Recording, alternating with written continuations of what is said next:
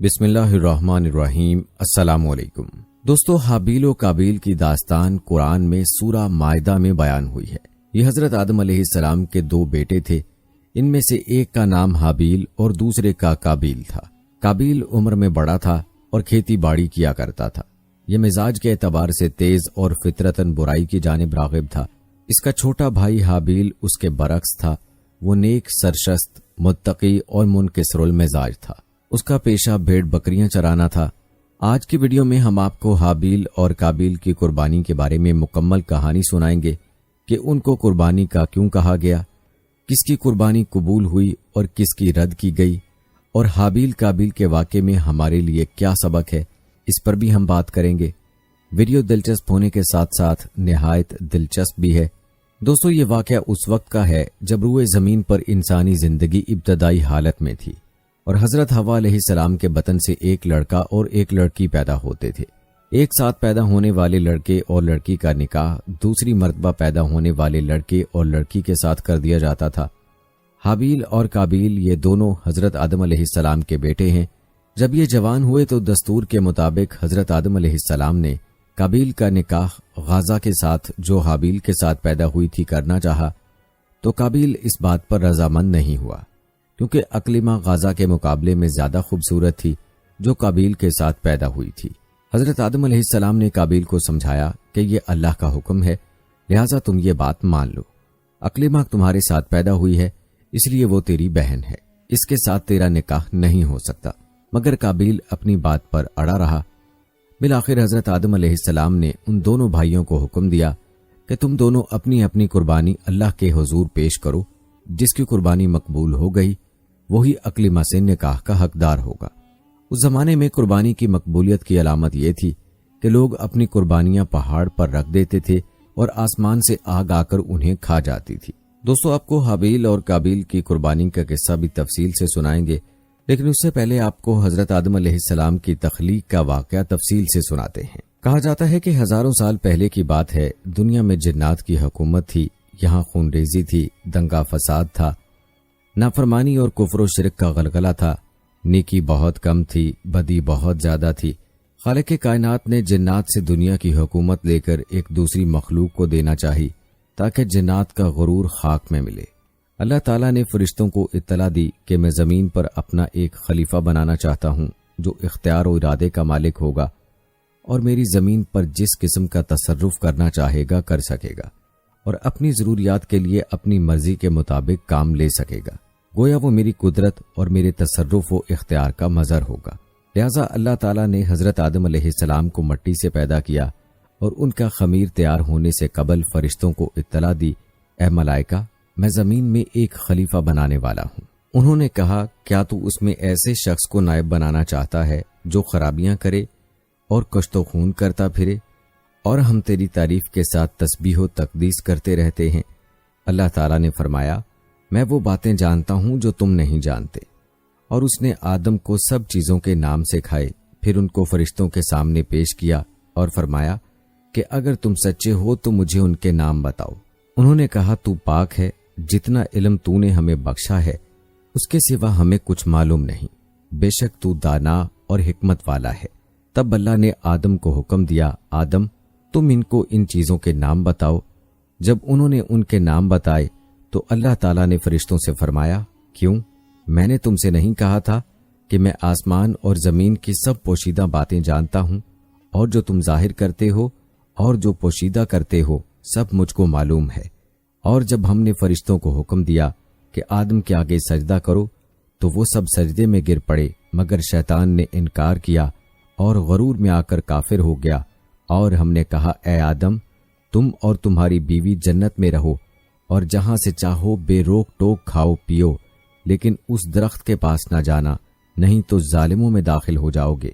پھر شیطان نے دونوں کو وہاں سے پھسلا دیا اور جن عیش و نشاط میں تھے اس سے ان کو نکلوا دیا۔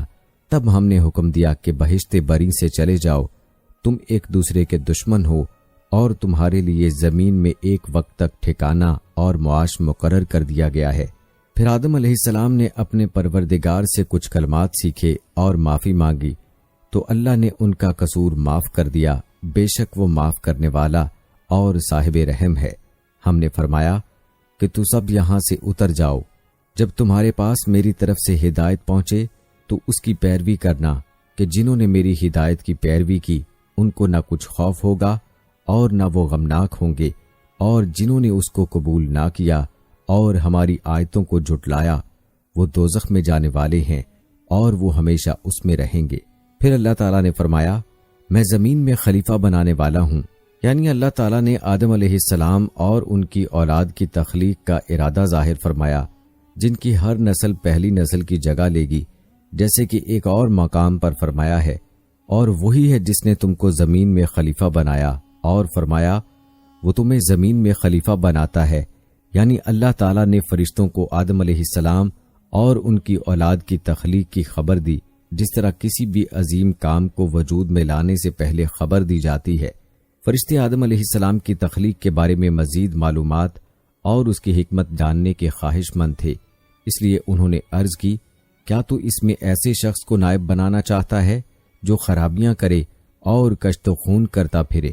اس سوال کا مقصد نہ تو اللہ تعالیٰ پر اعتراض کرنا تھا، نہ بنی آدم کے مقام و مرتبے کا انکار مقصود تھا، اور نہ انہیں انسانوں سے حسد تھا جیسے کہ بعض لوگوں کو غلط فہمی ہوئی ہے، بلکہ اس سوال کا مقصد محض اس کی حکمت معلوم کرنا اور مزید معلومات حاصل کرنا تھا۔ قتادہ رحمۃ اللہ علیہ نے فرمایا فرشتوں کو معلوم تھا کہ یہ صورتحال پیش آنے والی ہے، کیونکہ انہوں نے آدم علیہ السلام سے پہلے زمین میں آباد ہونے والی مخلوقات مثلا جنات کے حالات دیکھے تھے۔ حضرت عبداللہ بن عباس رضی اللہ تعالی عنہ نے فرمایا جن آدم علیہ السلام سے تقریباً 2000 سال پہلے سے زمین پر آباد تھے، انہوں نے قتل و غارت کی تو اللہ تعالیٰ نے فرشتوں کا لشکر بھیج دیا جنہوں نے ان فسادی جنوں کو سمندروں کے دور دراز جزیروں کی طرف دھکیل دیا۔ اس تجربے کے پیش نظر انہوں نے کہا اور ہم تیری تسبیح، حمد اور پاکیزگی بیان کرتے ہیں۔ اس کا مطلب یہ ہے کہ ہم ہمیشہ تیری عبادت کرتے ہیں، ہم میں سے کوئی بھی تیری نافرمانی نہیں کرتا۔ اگر انسانوں کی تخلیق کا مقصد یہ ہے کہ وہ تیری عبادت کرے تو ہم موجود ہیں جو دن رات کسی کوتاہی یا اکتاہٹ کے بغیر تیری عبادت میں مشغول رہتے ہیں۔ اللہ تعالیٰ نے فرمایا جو کچھ میں جانتا ہوں وہ تم نہیں جانتے، یعنی مجھے ان کی تخلیق کی وہ حکمت معلوم ہے جو تم نہیں جانتے، یعنی ان میں نبی، رسول، صدیق، شہداء اور نیک لوگ پیدا ہوں گے۔ اس کے بعد اللہ تعالیٰ نے فرشتوں پر آدم علیہ السلام کی علمی فوقیت واضح فرمائی اور آدم علیہ السلام کو تمام نام سکھا دیے۔ حضرت عبداللہ بن عباس رضی اللہ تعالی عنہ نے فرمایا اس سے مراد ان چیزوں کے نام ہیں جن سے لوگ ان چیزوں کو پہچانتے ہیں اور ایک دوسرے کو اپنی بات سمجھاتے ہیں، یعنی وہ چھوٹی بڑی اشیاء جن سے روزمرہ زندگی میں واسطہ پڑتا ہے، مثلا انسان، حیوان، زمین، میدان، سمندر، پہاڑ، اونٹ اور گدھا وغیرہ۔ حضرت ابن عباس رضی اللہ تعالی عنہ نے فرمایا اللہ نے انہیں رکابی اور ہنڈیا کا نام بھی سکھایا، ہر جانور، ہر پرندے اور ہر چیز کا نام سکھایا۔ حضرت سعید بن جبیر، قتادہ اور دیگر علماء رحمت اللہ علیہ نے بھی یہی فرمایا۔ حضرت ربی رحمت اللہ علیہ نے فرمایا اللہ تعالیٰ نے انہیں فرشتوں کے نام سکھائے۔ حضرت عبد الرحمن بن زید رحمت اللہ علیہ نے فرمایا ان کی اولاد کے نام سکھائے۔ زیادہ صحیح رائے یہ ہے کہ انہیں چھوٹی بڑی اشیاء اور ان کے افعال و حرکات کے نام سکھائے گئے، جیسے ابن عباس رضی اللہ تعالی عنہ کے قول سے معلوم ہوتا ہے۔ حضرت انس بن مالک رضی اللہ تعالی عنہ سے روایت ہے کہ رسول اکرم صلی اللہ علیہ وآلہ وسلم نے فرمایا قیامت کے دن مومن جمع ہو کر کہیں گے کہ اگر ہم کسی سے اللہ کے سامنے سفارش کروائیں تو اس مشکل مرحلے سے نجات مل جائے، چنانچہ وہ آدم علیہ السلام کی خدمت میں حاضر ہو کر عرض کریں گے آپ تمام انسانوں کے جد امجد ہیں، آپ کو اللہ تعالیٰ نے اپنے ہاتھ سے پیدا فرمایا اور اپنے فرشتوں سے آپ کو سجدہ کروایا اور آپ کو تمام اشیاء کے نام سکھائے، اپنے رب کے سامنے ہماری سفارش فرمائیے تاکہ ہمیں اس مرحلے سے نجات نصیب ہو۔ پھر ان چیزوں کو فرشتوں کے سامنے پیش کیا اور فرمایا اگر تم سچے ہو تو ان چیزوں کے نام بتاؤ۔ جب اللہ تعالیٰ نے حضرت آدم علیہ السلام کی تخلیق کا ارادہ فرمایا تو فرشتوں نے کہا اللہ تعالیٰ جو مخلوق بھی پیدا فرمائے گا ہمارے پاس اس سے زیادہ علم ہوگا، چنانچہ ان کا امتحان لیا گیا، اسی لیے اللہ تعالیٰ نے فرمایا اگر تم سچے ہو۔ اللہ تعالیٰ کے فرمان، فرشتوں نے کہا اے اللہ تیری ذات پاک ہے، ہمیں تو صرف اتنا علم ہے جتنا تو نے ہمیں سکھا رکھا ہے، تو ہی پورے علم و حکمت والا ہے۔ اس کا یہ مطلب ہے کہ اے اللہ تو پاک ہے، کوئی بھی تجھ سے علم حاصل نہیں کر سکتا سوائے اس کے جو تو نے انہیں سکھایا ہے۔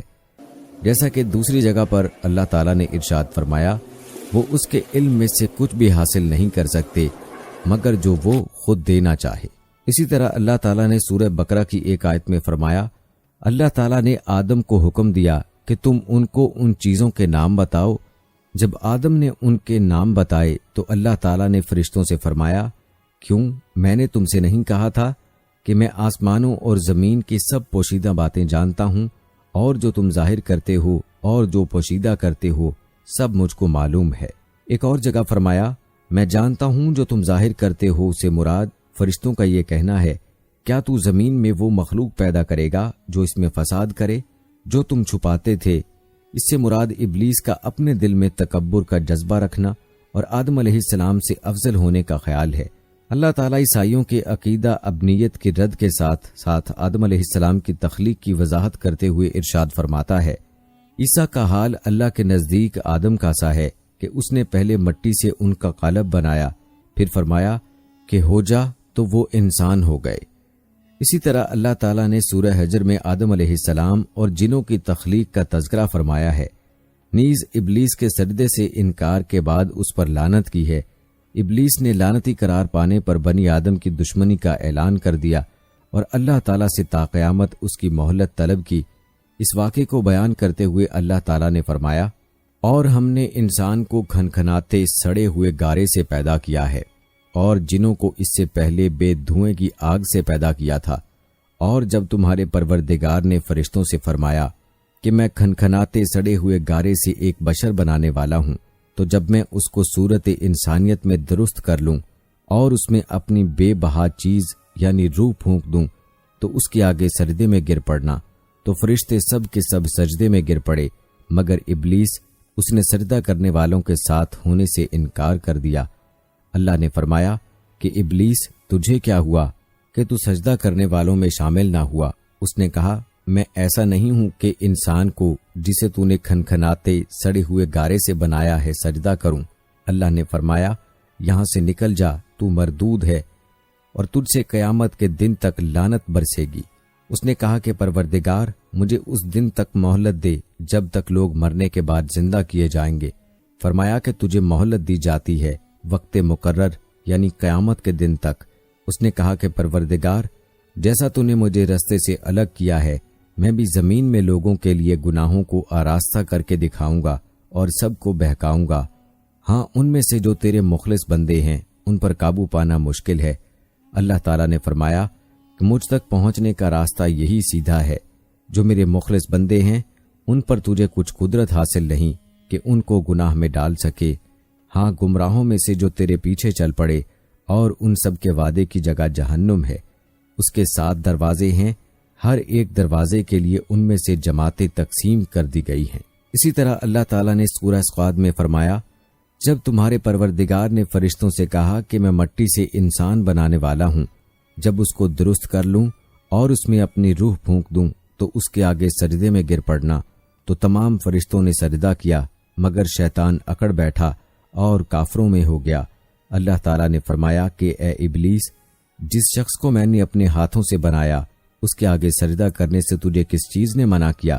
کیا تو غرور میں آ گیا یا اونچے درجے والوں میں تھا؟ بولا کہ میں اس سے بہتر ہوں، تو نے مجھے آگ سے پیدا کیا اور اسے مٹی سے بنایا۔ حضرت ابو موسیٰ اشعری رضی اللہ تعالی عنہ سے روایت ہے کہ نبی کریم صلی اللہ علیہ وآلہ وسلم نے فرمایا، اللہ تعالیٰ نے آدم علیہ السلام کو تمام زمین سے جمع کی گئی مٹھی بھر خاک سے پیدا فرمایا۔ آدم علیہ السلام کی اولاد بھی طرح طرح کی مٹی کی مطابق پیدا ہوئی، ان میں سفید فام بھی ہیں، سرخ بھی اور سیاہ فام بھی، اور ان کی درمیانی رنگوں کی بھی اسی طرح نیک اور بد، نرم خو اور سخت طبیعت اور درمیانی طبیعت والے۔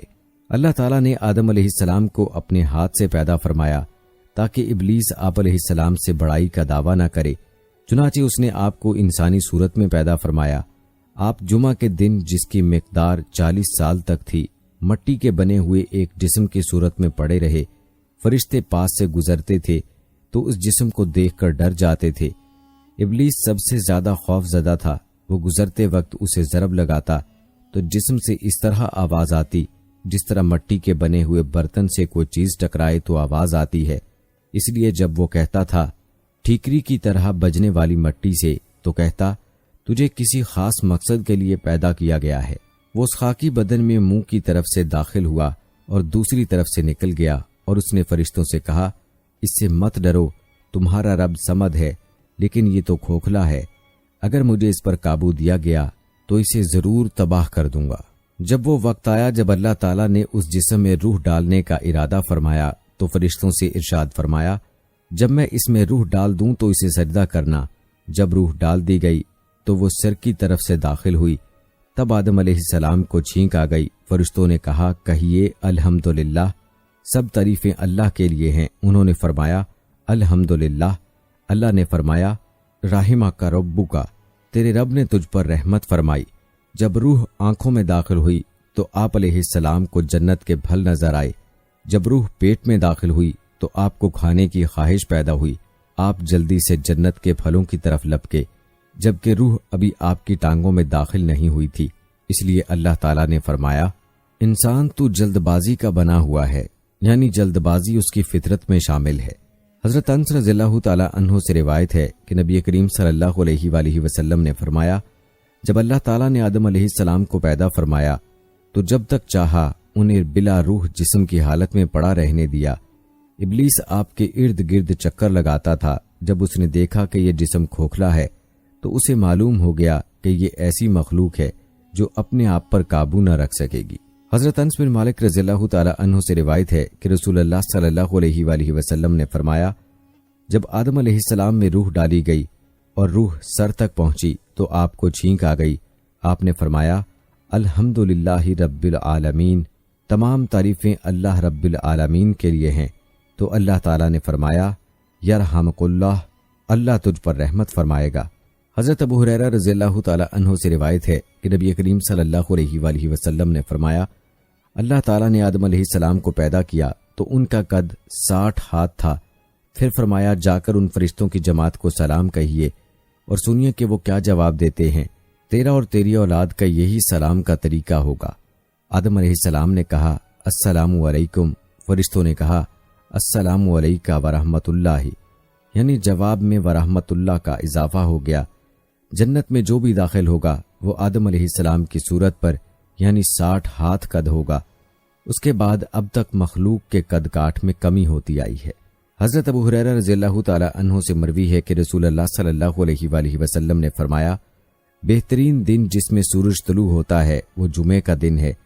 اس دن آدم علیہ السلام کو پیدا کیا گیا، اس دن انہیں جنت میں داخل کیا گیا، اس دن انہیں اس سے نکالا گیا اور اسی دن قیامت قائم ہوگی۔ حضرت ابو ہریرہ رضی اللہ تعالی عنہ بیان کرتے ہیں کہ آدم علیہ السلام جمعے کے دن آخری گھڑی میں پیدا کیے گئے۔ روایات میں آتا ہے کہ ابلیس کا حسن و جمال ملائکہ سے بہت اچھا تھا، وہ نہایت نورانی صورت تھا، مگر آج غرور و نافرمانی کے سبب ایسی صورت ہو گئی کہ جو دیکھتا تھا وہ اس پر لعنت ملامت کرتا تھا۔ حضرت آدم علیہ السلام کو اللہ تعالیٰ نے جنتی لباس پہنایا اور جنت میں داخل فرمایا۔ آپ جنت میں جہاں چاہتے گھومتے، جو چاہتے کرتے، لیکن ساتھ میں خود کو اکیلا محسوس کرتے۔ اللہ تعالیٰ نے بی بی حوا علیہ السلام کو آپ کی بائیں طرف کی پسلی سے پیدا کیا۔ جس وقت بی بی حوا علیہ السلام پیدا ہو رہی تھیں، فرشتوں سے پردہ کرایا گیا۔ بی بی حوا علیہ السلام دنیا کی نہایت خوبصورت خاتون تھیں۔ جب حضرت آدم علیہ السلام سو کر اٹھے تو پوچھا تم کون ہو؟ انہوں نے کہا اللہ نے مجھے آپ کے لیے پیدا کیا کہ آپ مجھ سے سکون حاصل کر سکیں اور آپ کی تنہائی ختم ہو سکے۔ وہ دونوں خوشی سے جنت میں رہنے لگے۔ اللہ نے فرمایا تم جہاں جانا چاہو جا سکتے ہو، جو کھانا ہے کھا سکتے ہو، بس ایک درخت کا پھل کھانے کے لیے منع کیا کہ اگر کھاؤ گے تو نقصان اٹھاؤ گے۔ ابلیس تمہارا اور تمہاری بیوی کا دشمن ہے، کہیں ایسا نہ ہو کہ وہ تمہیں جنت سے نکال دے اور تم مصیبت میں پڑ جاؤ۔ ادھر ابلیس کو ایک پل چین نہیں آ رہا تھا۔ اس نے بی بی حوا علیہ السلام یعنی عورت ذات کو استعمال کرنے کا منصوبہ بنایا۔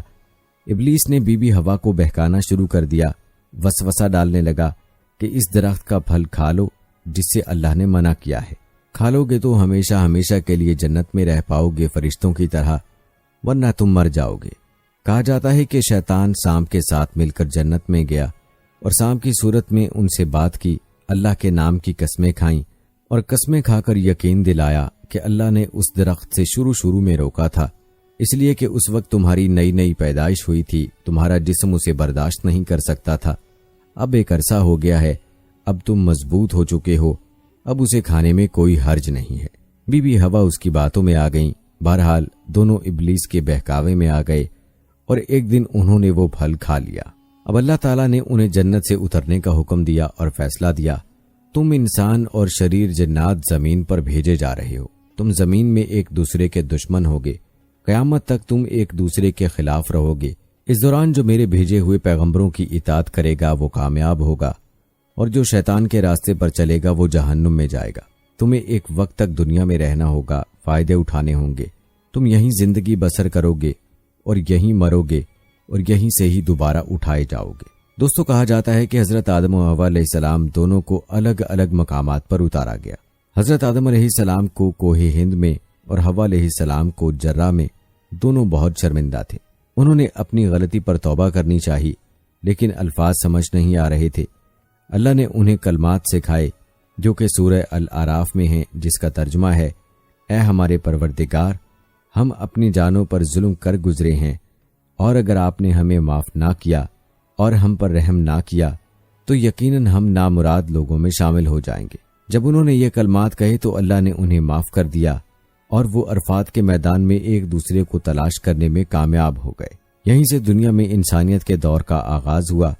دوستو، جہاں تک حضرت آدم علیہ السلام کی اولاد کا ذکر ہے تو کہا جاتا ہے کہ حضرت حوا علیہ السلام نے 20 بار ولادت کی تکلیف اٹھائی۔ ہر بار جڑواں بچے پیدا ہوتے تھے، ایک لڑکا ایک لڑکی جو ایک ساتھ پیدا ہوتے تھے وہ سگے بہن بھائیوں کی طرح ہوتے، ان کی شادی نہیں ہو سکتی تھی۔ جو الگ الگ پیدا ہوتے تھے ان کی شادیاں ہو سکتی تھیں۔ انسانی آبادی کے لیے اس وقت اللہ تعالیٰ نے یہ حکم بطور شریعت نازل فرمایا تھا۔ اسی طرح بی بی ہوا نے کل 40 بچوں کو جنم دیا۔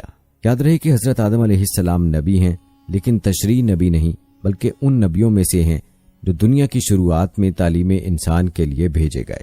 حضرت آدم علیہ السلام نے اپنی اولاد کو وہ سب سکھایا جو اللہ تعالیٰ نے انہیں سکھایا۔ سب ایک اللہ کی عبادت کرتے، کھیتی باڑی کرتے اور جانوروں کو پالتے۔ دوستو، کیا آپ نے کبھی سنا ہے کہ حضرت آدم علیہ السلام کو آدم کیوں کہتے ہیں؟ تو اس حوالے سے حضرت عبداللہ بن عباس رضی اللہ تعالی عنہ سے روایت ہے، بے شک اللہ پاک نے آدم کو جمعے کے دن عصر کے بعد پیدا فرمایا اور آپ کو عدیم الارض یعنی ظاہری زمین کی ایک مٹھی مٹی سے پیدا فرمایا، اس لیے آپ کو آدم کہتے ہیں، اور آپ کے اولاد کو آدمی یعنی آدم والا کہتے ہیں۔ اور جہاں تک بات ہے حضرت آدم علیہ السلام کی کنیت کی، تو حضرت آدم علیہ السلام چونکہ تمام انسانوں کے والد ہیں، اس لیے آپ کی ایک کنیت ابو البشر یا تمام انسانوں کے والد ہے۔ آپ علیہ السلام کی ایک کنیت ابو محمد ہے، اور جنت میں بھی یہ کنیت آپ کی ہوگی، جیسا کہ حدیث پاک میں ہے کہ جنت میں کسی کی کنیت نہیں ہوگی سوائے حضرت آدم علیہ السلام کے، اور آپ کی عزت و تعظیم کے لیے جنت میں کنیت ابو محمد ہوگی۔ دوستو، اب بتاتے ہیں آپ کو حضرت آدم علیہ السلام کی مبارک صورت کے بارے میں۔ روایات میں آتا ہے کہ جب حضرت آدم علیہ السلام کے مبارک وجود کا گارا بنا لیا گیا تو اسے ہواؤں کے ذریعے اتنا خشک کیا گیا کہ وہ بجنے والی مٹی کی طرح ہو گیا جیسے ٹھیکری۔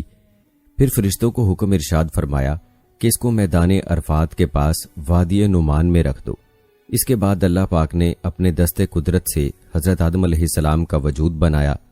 فرشتوں نے پہلے کبھی ایسی خوبصورت شکل و صورت نہیں دیکھی تھی، لہٰذا حضرت آدم علیہ السلام کا مبارک وجود دیکھ کر وہ بڑے حیران ہوئے اور ان کے ارد گرد تعجب سے دیکھتے رہے۔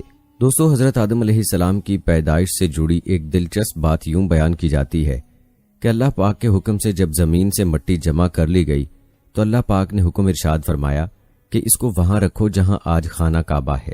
پھر فرشتوں کو حکم ہوا کہ اس مٹی کا مختلف پانیوں سے گارا بنائیں۔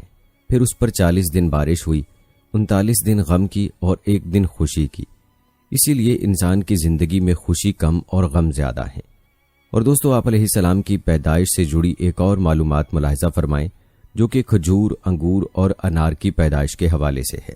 کہا جاتا ہے کہ حضرت آدم علیہ السلام کا مبارک خمیر جس مٹی سے تیار ہوا اس سے بچ جانے والی مٹی سے کھجور کا درخت بنایا گیا، جیسا کہ مسلمانوں کے چوتھے خلیفہ حضرت علی رضی اللہ تعالی عنہ بیان کرتے ہیں کہ حضور صلی اللہ علیہ وآلہ وسلم نے ارشاد فرمایا، کھجور کا احترام کرو کیونکہ یہ تمہارے والد حضرت آدم علیہ السلام کی بچی ہوئی مٹی سے پیدا کی گئی۔ اور ایک روایت میں ہے کہ کھجور، انار اور انگور کو حضرت آدم علیہ السلام کی بچی ہوئی مٹی سے پیدا کیا گیا۔ دوستو، رہا یہ سوال کہ کتنی قسم کی مٹیاں تھیں، تو اللہ پاک کے آخری نبی محمد عربی صلی اللہ علیہ وآلہ وسلم نے ارشاد فرمایا، اللہ پاک نے آدم علیہ السلام کو ایک مٹھی مٹی سے پیدا کیا جو تمام روئے زمین سے لی گئی، لہٰذا اولاد آدم زمین کے اندازے پر آئی۔ ان میں سرخ و سفید اور کالے اور درمیانے اور نرم و سخت پلید و پاک ہیں۔ بعض حضرات نے فرمایا کہ آدم علیہ السلام کی مٹی میں 60 قسم کے رنگ شامل تھے، وہ تمام آپ کی اولاد میں پائے جاتے ہیں۔ دوستو، آئیے اب آپ کو بتاتے ہیں کہ حضرت آدم علیہ السلام کی پیدائش کس دن ہوئی اور جمعہ کو جمعہ کہنے کی وجہ کیا ہے۔ دوستو، یاد رہے کہ جمعہ کے معنی ہے مجتمع ہونا، مکمل ہونا۔ جمعہ کو جمعہ اس لیے کہتے ہیں کہ اس دن میں حضرت آدم علیہ السلام کے جسم شریف کی تکمیل ہوئی۔ فرمان نبی صلی اللہ علیہ وآلہ وسلم ہے کہ بہترین دن جس میں سورج نکلے وہ جمعے کا دن ہے۔ اس دن حضرت آدم علیہ السلام کو پیدا کیا گیا، اسی دن انہیں جنت سے زمین پر اتارا گیا، اسی دن ان کی توبہ قبول فرمائی گئی، اسی دن ان کی وفات ہوئی اور اسی دن قیامت قائم ہوگی۔ دوستو، مذکورہ حدیث میں حضرت آدم علیہ السلام کی پیدائش سے مراد یا تو ان کے جسم شریف کی تکمیل ہے یا جسم شریف میں روح پھونکنا مراد ہے، کیونکہ حضرت آدم علیہ السلام کے جسم کی ساخت تو بہت عرصے تک ہوتی رہی ہے۔ ہر قسم کی مٹی پانی کا جمع فرمانا، پھر اس کا خمیر کرنا، پھر اعضائے ظاہری باطنی کا بنانا، پھر بہت روز تک سکھانا، اس میں بہت دن لگے، یہ ایک دن اور ایک ساتھ میں نہیں ہوا۔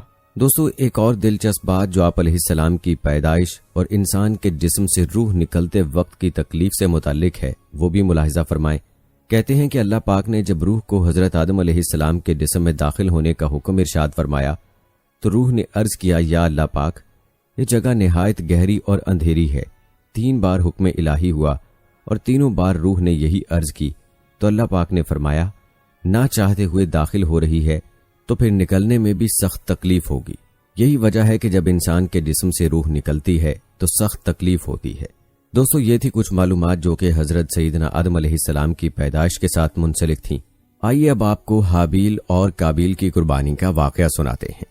دوستو، قابیل کھیتی باڑی کرتا تھا اور حابیل جانور پالتا تھا۔ چنانچہ قابیل نے گندم کی بالیاں اور حابیل نے ایک خوبصورت موٹا تازہ مینڈھا قربانی کے لیے ایک پہاڑ پر رکھ دیا۔ اللہ تعالیٰ سے دعا مانگی، یا الہی، ہماری قربانی کو قبول فرما۔ آسمان سے آگ آئی اور اس نے حابیل کی قربانی کو کھا لیا اور قابیل کی قربانی قبول نہیں ہوئی، جس سے قابیل کے دل میں حابیل کے لیے غصہ، حسد اور بغض پیدا ہو گیا، اور وہ حابیل سے کہنے لگا کہ میں تجھے مار ڈالوں گا کیونکہ تیری قربانی قبول ہو گئی ہے۔ حابیل نے قابیل سے کہا، اللہ تعالیٰ پرہیزگاروں کی قربانی قبول کرتا ہے، اگر تو میرے قتل کے لیے مجھ پر ہاتھ اٹھائے گا تو میں تجھ پر ہاتھ نہیں اٹھاؤں گا، کیونکہ میں اللہ سے ڈرتا ہوں۔ قربانی دے کر دونوں بھائی حضرت آدم علیہ السلام کے پاس آئے۔ آدم علیہ السلام نے فرمایا، اے قابیل، تیری بہن اقلمہ اب حابیل پر حلال ہوئی اور تجھ پر حرام۔ قابیل اب مایوس ہو چکا تھا کہ اقلمہ اس کے نکاح میں نہیں آ سکتی، اس لیے وہ حابیل کو مارنے کی تدبیر میں رہنے لگا۔ اس دوران آدم علیہ السلام جب مکہ چلے گئے تو ایک دن قابیل نے دیکھا کہ حابیل سو رہا ہے، تو سوچنے لگا کہ اسے کس طرح سے ماروں، کیونکہ اس زمانے تک کسی نے کسی کو نہیں مارا تھا۔ جب شیطان نے دیکھا کہ اسے قتل کرنے کا طریقہ نہیں آتا تو اس لائن نے ایک جانور پکڑا اور اس کا سر ایک پتھر پر رکھ کر دوسرا پتھر زور سے اس کے سر پر دے مارا، جس سے وہ جانور اسی وقت مر گیا۔ یہ ترکیب دیکھ کر قابیل نے اپنے بھائی حابیل کے ساتھ یہی کیا اور زمین پر سے ایک پتھر اٹھا کر حابیل کے سر پر دے مارا اور اپنے بے گناہ بھائی حابیل کو قتل کر دیا۔ حابیل کے قتل کے بعد قابیل یہ سوچ کر بے حد پریشان ہوا کہ اب اس لاش کا کیا کرے۔ یہ روئے زمین پر کسی انسان کا پہلا قتل تھا، کیونکہ اس سے پہلے کوئی آدمی مرا ہی نہیں تھا، اس لیے قابیل حیران و پریشان تھا کہ بھائی کی لاش کو کیا کروں۔ چنانچہ وہ کئی روز تک بھائی کی لاش کو اپنی پیٹھ پر لاد کر پھرتا رہا۔ اللہ تعالیٰ کو اپنے اس نیک بندے کی لاش کی بے حرمتی منظور نہ تھی، چنانچہ اس جگہ پر 2 کوے آئے اور وہاں آ کر آپس میں لڑے اور ایک نے دوسرے کو مار ڈالا۔ پھر زندہ کوے نے اپنی چونچ اور پنجوں سے زمین میں گڑھا کھودا اور اس میں اس مرے ہوئے کوے کو ڈال کر مٹی سے دبا دیا۔ کوے کو دیکھ کر قابیل اپنے اوپر ملامت کرنے لگا کہ میں اس کوے سے بھی گیا گزرا ہوں کہ اتنا بھی نہ کر سکا۔ اس طرح قابیل کو معلوم ہوا کہ حابیل کی لاش کو زمین میں گڑھا کھود کر دفن کر دینا چاہیے۔ چنانچہ اس نے گڑھا کھود کر اس میں اپنے بھائی حابیل کی لاش کو دفن کر دیا۔ جب حضرت آدم علیہ السلام مکہ سے واپس آئے اور حابیل کو نہ پایا تو اس کو بہت تلاش کیا مگر وہ نہ ملا۔ لوگوں سے پوچھنے لگے، کسی نے جواب دیا کہ حابیل کچھ دنوں سے نامعلوم کہاں گیا ہے۔ حضرت آدم علیہ السلام نے حابیل کے صدمے میں کھانا پینا اور سونا سب ترک کر دیا اور شب و روز حابیل کے غم میں رہنے لگے۔ ایک روز آپ نے خواب کی حالت میں دیکھا کہ حابیل الغیاس الغیاس اے پدر اے پدر پکار رہا ہے۔ حضرت آدم علیہ السلام نیند سے چونک کر اٹھے اور زار زار رونے لگے۔ اسی وقت حضرت جبرائیل علیہ السلام آئے اور حضرت آدم علیہ السلام اور حضرت حوا علیہ السلام کو حابیل کی قبر پر لے گئے۔ حضرت آدم علیہ السلام اور حضرت حوا علیہ السلام نے قبر کھود کر حابیل کو دیکھا کہ اس کا مغز نکلا ہوا ہے اور وہ خون سے آلودہ ہو رہا ہے۔ یہ حال دیکھ کر آپ دونوں بہت روئے اور حابیل کی لاش کو ایک تابوت میں بند کر کے اپنے مکان میں لا کر دفن کر دیا۔ کہا جاتا ہے کہ اس وقت آدم علیہ السلام کے 120 بیٹے تھے جن میں سے سوائے حابیل کے کوئی نہیں مرا تھا۔ دوستو، روایت ہے کہ جب حابیل قتل ہو گئے تو 7 دن تک زمین میں زلزلہ رہا۔ قابیل جو بہت خوبصورت تھا، بھائی کا خون بہاتے ہی اس کا چہرہ بالکل سیاہ اور بدصورت ہو گیا۔ آدم علیہ السلام نے قابیل کو اپنے دربار سے نکال دیا اور وہ یمن کی سرزمین عدن میں چلا گیا۔ وہاں ابلیس اس کے پاس آ کر کہنے لگا کہ حابیل کی قربانی کو آگ نے اس لیے کھا لیا تھا کہ وہ آگ کی پوجا کرتا تھا، لہٰذا تو بھی آگ کی پرستش کیا کر۔ چنانچہ قابیل پہلا شخص ہے جس نے آگ کی پرستش کی اور زمین پر یہ پہلا شخص ہے جس نے اللہ کی نافرمانی کی اور زمین پر خون ناحق کیا۔ یہ وہ پہلا مجرم ہے جو جہنم میں ڈالا گیا۔ حدیث میں ہے کہ زمین پر قیامت تک جو بھی خون ناحق ہوگا اس کے عذاب کا ایک حصہ بوجھ اور گناہ قابیل پر بھی ہوتا ہے، کیونکہ اس نے سب سے پہلے قتل کا طریقہ ایجاد کیا۔ قابیل کا انجام یہ ہوا کہ اس کے ایک لڑکے نے جو کہ اندھا تھا اس کو پتھر مار کر قتل کر دیا، اور یہ بدبخت آگ کی پرستش کرتے ہوئے کفر و شرک کی حالت میں اپنے لڑکے کے ہاتھ مارا گیا۔ دوستو، یاد رہے کہ کسی بے گناہ کو قتل کرنا یعنی خون ناحق کرنا بہت بڑا جرم ہے۔ قابیل نے غصہ، حسد اور بغض میں گرفتار ہو کر اپنے بھائی حابیل کو قتل کر دیا۔ اسے معلوم ہوا کہ حسد، غصہ اور بغض انسان کے لیے کتنی بری اور خطرناک قلبی بیماری ہے۔ اللہ تعالیٰ نے قرآن میں ارشاد فرمایا، جو شخص کسی کو بلا وجہ مار ڈالے جبکہ اس نے نہ کسی کو قتل کیا تھا اور نہ زمین میں فساد پھیلایا تھا تو گویا اس نے تمام لوگوں کو قتل کر دیا، اور جو شخص کسی بے قصور شخص کے قتل سے باز رہے گویا اس نے تمام لوگوں کو زندگی دی۔ پیارے دوستو، قرآن کے بیان کے مطابق حابیل اور قابیل میں اختلاف اس وقت پیدا ہوا جب حابیل کی قربانی کو قبول کر لیا گیا اور قابیل کی کوشش ناکام ہو گئی۔ چنانچہ قابیل اپنے بھائی سے نفرت کرنے لگا، یہاں تک کہ اس کو مارنے کے درپے ہو گیا۔ دوستو، جب قابیل نے اپنے بھائی حابیل کو قتل کر دیا تو اللہ تعالیٰ نے اسے کوے کے ذریعے بھائی کی لاش دفنانے کا طریقہ بتایا، جس پر عمل کرتے ہوئے اس نے لاش کو دفنا دیا۔ قابیل کو اس بات کا خوف تھا کہ والد اس پر غصہ کرے گا، لہٰذا وہ یمن فرار ہو گیا، جہاں اس نے سکونت اختیار کی اور بعد ازاں اس نے شادیاں بھی کیں، جس سے اولاد کثیر پیدا ہوئی۔ قابیل نے اپنے والد کے دین حق سے بغاوت کر کے پہلے آتش پرستی شروع کی، پھر شیطان نے اسے پتھر سے بت بنانے کا طریقہ سکھا دیا۔ یوں قابیل اور اس کی اولاد نے ایک اللہ کو چھوڑ کر بت پرستی شروع کر دی۔ جب حضرت آدم علیہ السلام کو بیٹے کے قتل کی خبر ملی تو وہ بہت غمزدہ ہوئے، کیونکہ حابیل نہایت سعادت مند، فرما بردار، نیک اور شائستہ نوجوان تھا۔ اس کے انہی اوصاف حمیدہ کی بنا پر حضرت آدم علیہ السلام کو امید تھی کہ وہ اللہ کے دین کو آگے بڑھانے میں ان کا معاون و مددگار ثابت ہوگا۔ بعض روایات کے مطابق حابیل کی شہادت کا بنیادی سبب یہی تھا کہ قابیل کو بھی اندازہ ہو چکا تھا کہ والد کے بعد نبوت کا تاج نیک سیرت حابیل ہی کے سر سجے گا، اور اسی حسد نے اسے بھائی کے قتل پر ابھارا۔ حابیل کے قتل کے بعد حضرت آدم علیہ السلام اور اماں حوا علیہ السلام بہت اداس رہا کرتے اور بیٹے کو یاد کر کے گھنٹوں آنسو بہایا کرتے۔ حضرت آدم علیہ السلام اللہ تعالیٰ سے دعا کرتے تھے کہ اے اللہ، مجھے ایسی اولاد عطا فرما جو تیرے دین کو دنیا میں پھیلانے میں میری معاون و مددگار ہو اور میرے بعد تیرے پیغام کو دنیا میں عام کرے، میری صحیح جانشین ہو اور دنیا میں تیری وحدانیت کی علم بردار ہو۔ اللہ تعالیٰ نے اپنے پیارے نبی کی دعاؤں کو شرف قبولیت بخشا اور ایک نیک صالح بیٹے کی بشارت سے مطلع فرمایا، چنانچہ کچھ ہی عرصے بعد حضرت شیس علیہ السلام پیدا ہوئے۔ حضرت آدم علیہ السلام اور اماں حوا علیہ السلام ان کی پیدائش پر بے حد خوش تھے۔ یہ حضرت آدم علیہ السلام کے تیسرے بیٹے تھے اور اس وقت ان کی عمر 130 سال تھی۔ اماں حوا علیہ السلام نے صاحبزادے کا نام شیس رکھا، جس کے عربی میں معنی عطیہ خداوندی کے ہیں، یعنی اللہ تعالیٰ کی جانب سے عطا کیا گیا خوبصورت و خوبصیرت تحفہ۔ حضرت شیس علیہ السلام حسن و جمال، شکل و صورت اور عادات و اطوار میں اپنے والد سے بہت زیادہ مشابہ تھے۔ حضرت آدم علیہ السلام اور حضرت حوا علیہ السلام کو آپ سے بہت محبت تھی۔ کہا جاتا ہے کہ حضرت آدم علیہ السلام حضرت شیس علیہ السلام کو ہر وقت اپنے ساتھ رکھتے۔ آپ علیہ السلام کو اس بات کا علم ہو چکا تھا کہ ان کے اولاد میں سے یہ بچہ ان کا جانشین ہوگا، چنانچہ انہوں نے شروع سے ہی ان کی تربیت پر خصوصی توجہ دی۔ آپ علیہ السلام حضرت شیس علیہ السلام کو جنت کا احوال سناتے، اچھے اور برے کی پہچان کرواتے۔ جوں جوں حضرت شیس علیہ السلام بڑے ہوتے گئے، ان کی پوشیدہ صلاحیتیں اور والدین کی تعلیم و تربیت رنگ لاتی رہی۔ حضرت آدم علیہ السلام نے ان کو درس و تدریس اور واعظ و تبلیغ کی خوبصورت اور منفرد طریقے سکھائے، انہیں دن رات کی گھڑیوں کی پہچان کروائی، ان اوقات میں ہونے والی عبادتوں کی تعلیم دی۔ اس کے علاوہ طوفان نوح کے بارے میں بھی آگاہ کیا، جو کچھ عرصے بعد آنا تھا۔ حضرت آدم علیہ السلام اور حضرت حوا علیہ السلام کو حضرت شیس علیہ السلام سے بڑی امید تھی، جس کی بڑی وجہ یہ تھی کہ ان کا ایک بیٹا قتل ہو گیا، دوسرا شیطان کا پیروکار بن کر کفر کے راستے پر چل نکلا تھا۔ اب اللہ کے دین کو آگے پھیلانے اور شیطان کے شر کا مقابلہ کرنے کے لیے حضرت آدم علیہ السلام کے بعد حضرت شیس علیہ السلام ہی تھے۔ چنانچہ جب حضرت آدم علیہ السلام کی وفات کا وقت قریب آیا تو انہوں نے حضرت شیس علیہ السلام کو اپنا خلیفہ اور جانشین نامزد کیا۔ 960 برس کی عمر میں حضرت آدم علیہ السلام نے وفات پائی۔ حضرت شیس علیہ السلام نے حضرت جبرائیل امین کے بتائے ہوئے طریقے کے مطابق والد حضرت آدم علیہ السلام کی تدفین کی۔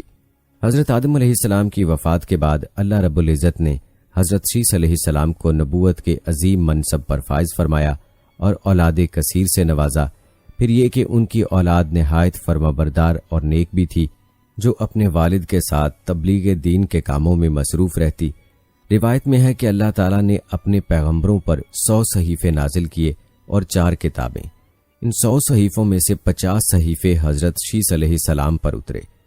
گو کہ قرآن کریم میں جن 25 انبیاء کرام علیہ السلام کے اسماء گرامی مذکور ہیں، ان میں حضرت شیس علیہ السلام کا نام شامل نہیں، تاہم احادیث مبارکہ میں ان کے نبی ہونے کا صراحت کے ساتھ ذکر ہے۔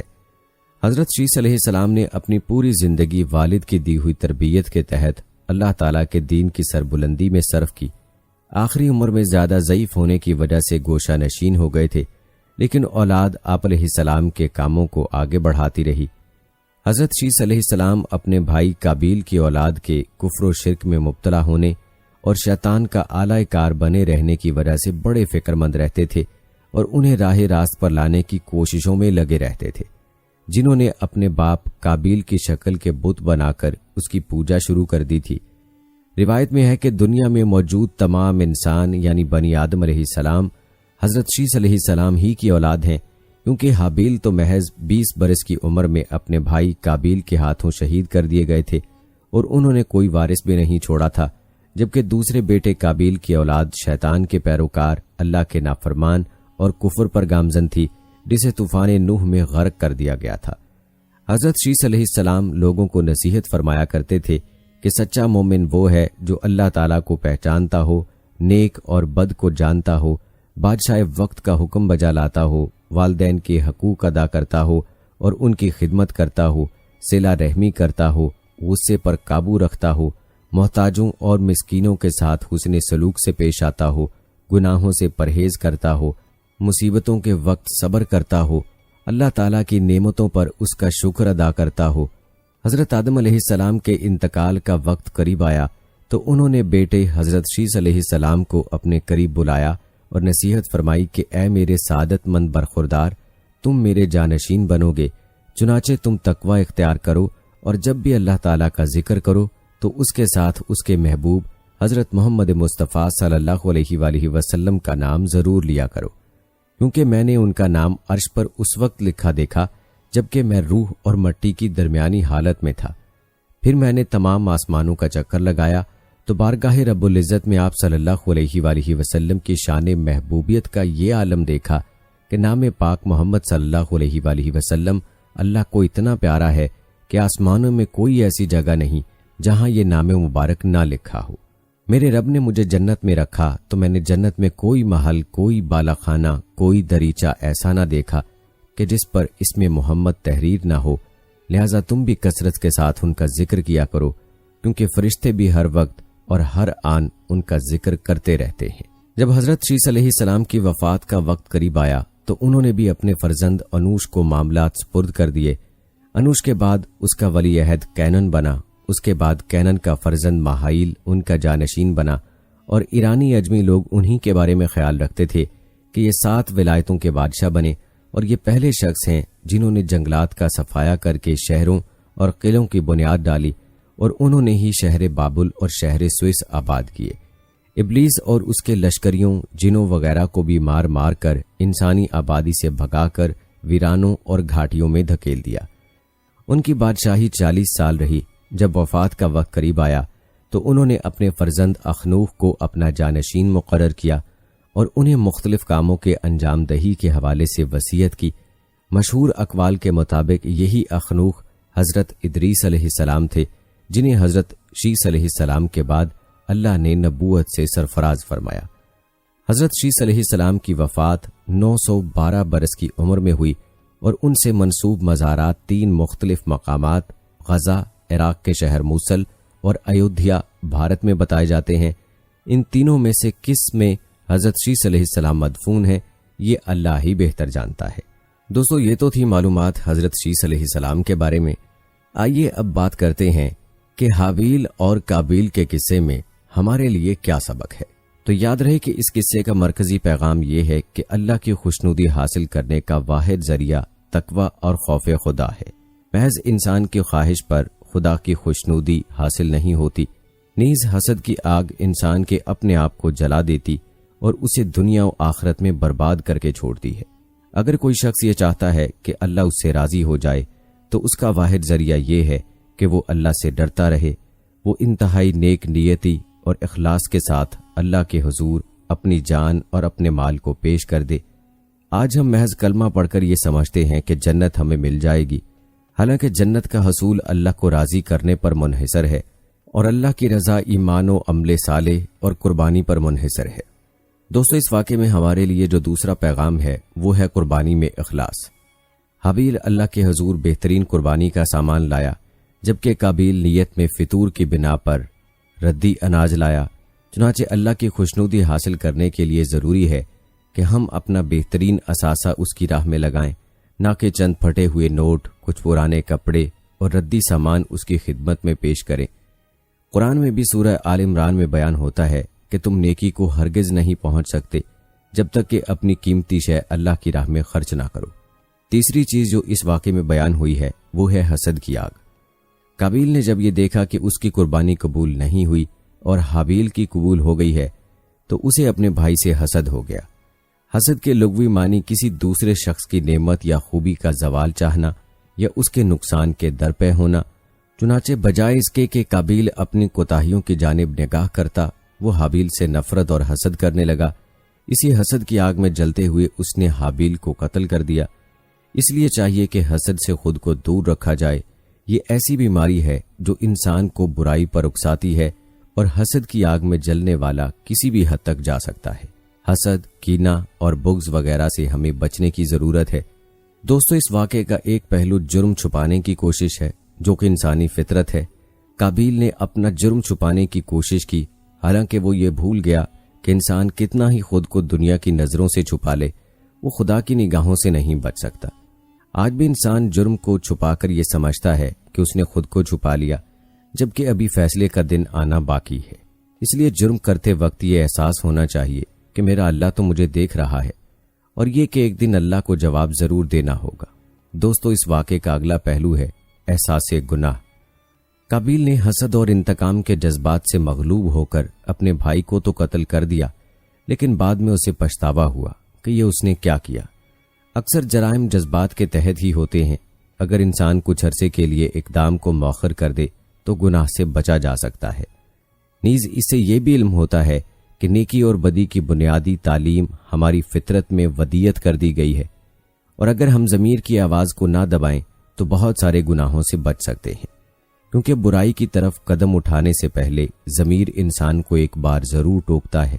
پہلے دوستو، اگر ہم آج اپنے ارد گرد نظر ڈالیں تو آئے دن ہمارے معاشرے میں قتل کی وارداتیں عام ہو گئی ہیں، لیکن آج کا قاتل قابیل کے مقابلے میں زیادہ شفاف ہے کہ اسے کوئی احساس جرم نہیں ہوتا، جبکہ قرآن میں قتل عمد کی سزا ابدی جہنم بتائی گئی ہے۔ اسی طرح یہ بھی کہا گیا ہے کہ جس نے ایک انسان کو مارا اس نے ساری انسانیت کا قتل کیا، اور جس نے ایک